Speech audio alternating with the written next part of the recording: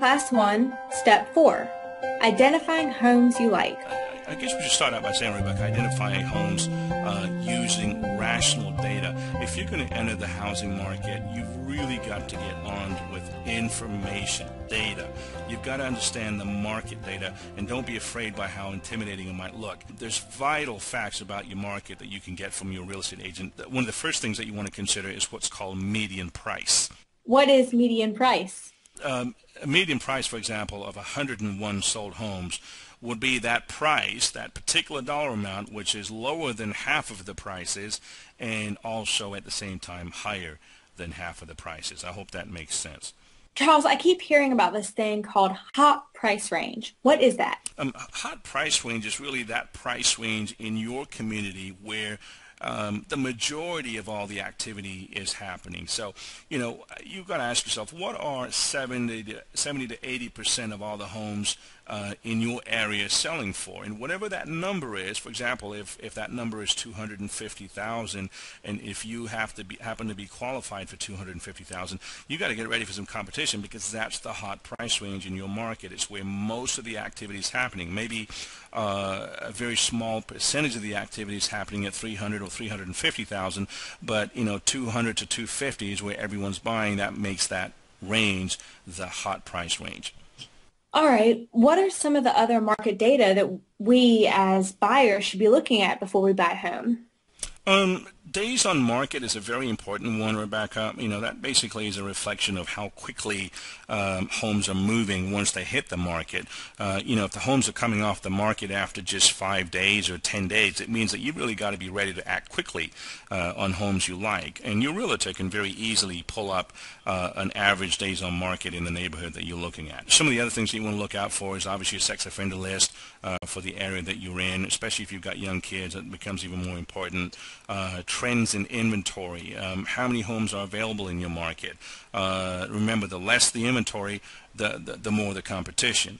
At the present rate, you've got to ask yourself, how many months would it take to run out of inventory? Now, according to, I guess you'd call real estate, super economists or specialists, a 6-month supply of for sale inventory is indicative of a balanced market. So a number that's higher than 6 months means it's leaning towards a buyer's market, so prices are more favorable to buyers. And if that inventory is less than 6 months worth, then it would probably indicate a seller's market. Now, here's an example. Let's say in November of 2011, there were 180 homes for sale in Corona Del Mar, zip code 92625. And if during the past 30 days there were 11 homes sold in that market, that means, if you just get a quick calculator, there's 16.36 months of inventory of homes available in the market. It's real easy to arrive at that figure. Okay. What is a CMA?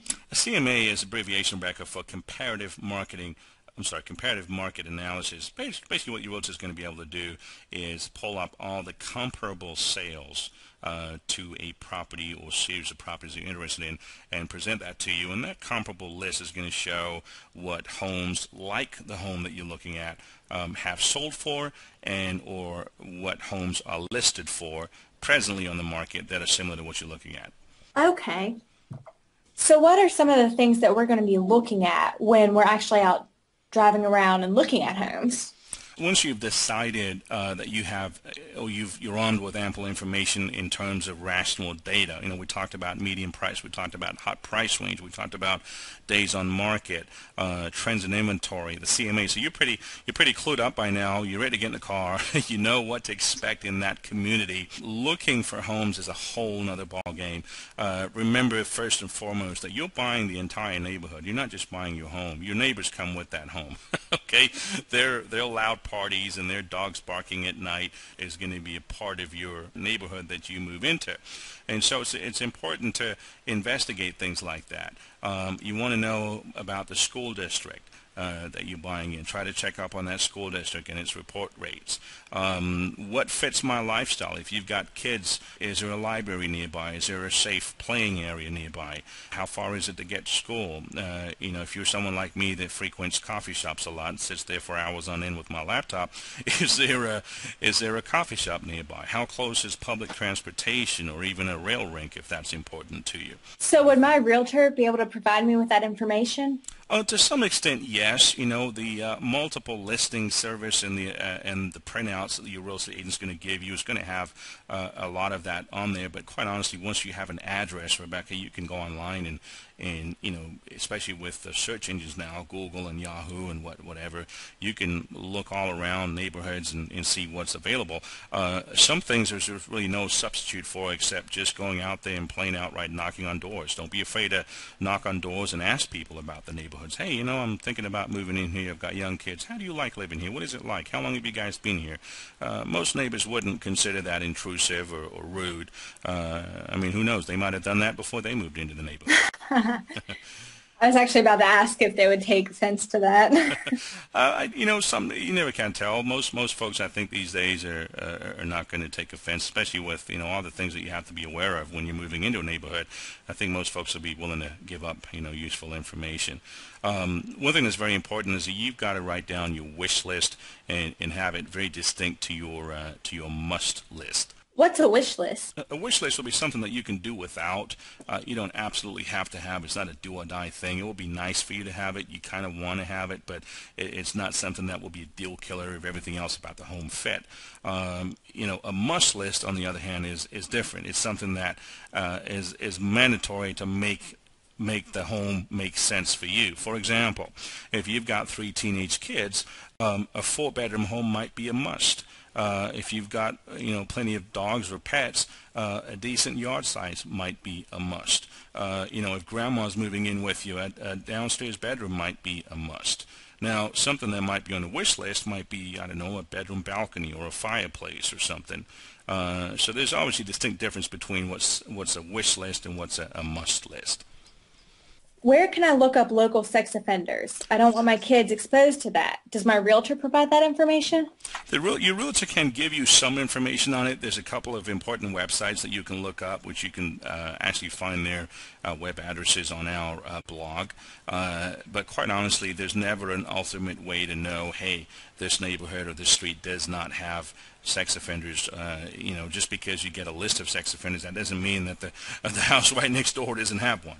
They're not always properly registered. So all you can do is follow the steps, take action to be as safe as you can and be as informed as you can. Yes, your realtor can give you some information. There's plenty of website information available on our blog, and you yourself can go online and do some of that research yourself. Okay, so we've talked about sex offenders.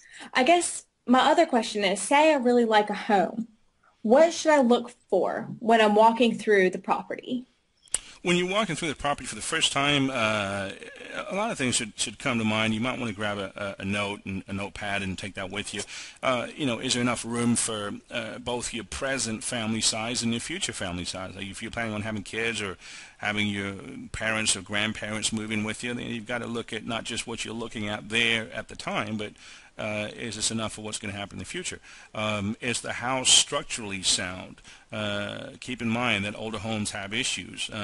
Will the furniture that I have already fit in this space? Or am I going to have to go get rid of this furniture and buy new furniture? Do the mechanical systems and the appliances work? You may want to stand still in each room and wait for cars to pass by and see how noisy that is, or is there a lot of noise getting in, or are the windows soundproof? Energy efficiency is a big deal these days. Remember that older homes might have high bills because of the old insulation systems. Whose responsibility is it to update these installation systems? Well, if they become a hazard, then it's going to be the owner's responsibility to update them. If they're not considered a hazard, really there's no mandate that they have to be updated. You as the buyer may ask during the offer process, if you smell problems, you may ask for them to be repaired or updated, but you also run the risk of the seller turning your offer down. Kind of like a double-edged sword there. It really is. You've got, when you're looking through the home, Rebecca, you've just got to ask yourself, okay, be aware of what the problems are, be willing to walk away from the home if they can't be fixed, and be willing to face the reality that the seller may not be willing to fix them. Some of the other things that you want to take into consideration are, do I like the floor plan? Is the home well lit, or is it kind of dingy? I mean, if you can go through during the daytime, is it kind of dingy and dark in there? Are the ceilings low or are they high?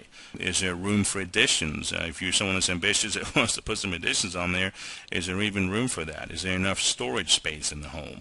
And as we just mentioned, of course, very important is, does anything have to be repaired or replaced, especially at the time of move-in? I mean, if you've got trashed carpets or appliances that are falling apart or something, or kitchen cabinets that are completely outdated, you've got to weigh the cost. Is that going to be something you're going to need to deal with right away? What is the process? Say something does need to be repaired, and I'm questioning whether it's my responsibility or the seller's responsibility. Where do I go from there? Great question. Great question. It comes up a lot, especially in a situation, Rebecca, where you've got a lot of bank-owned properties in the market. Bank-owned properties, for example, typically the seller, the bank, is not going to want to or not be willing to do any kind of repairs at all. They're going to sell the home as is. Now, this poses a problem if you're getting certain types of financing, namely FHA or VA or USDA financing, government-backed loans, because there are more strict property standards required, and the appraiser is probably going to go mention things. Now, you can hit a deadlock if the appraiser or even the home inspector mentions stuff that needs to be repaired or is a hazard, and the seller's saying, I'm not going to fix it. You might have to walk away from that home.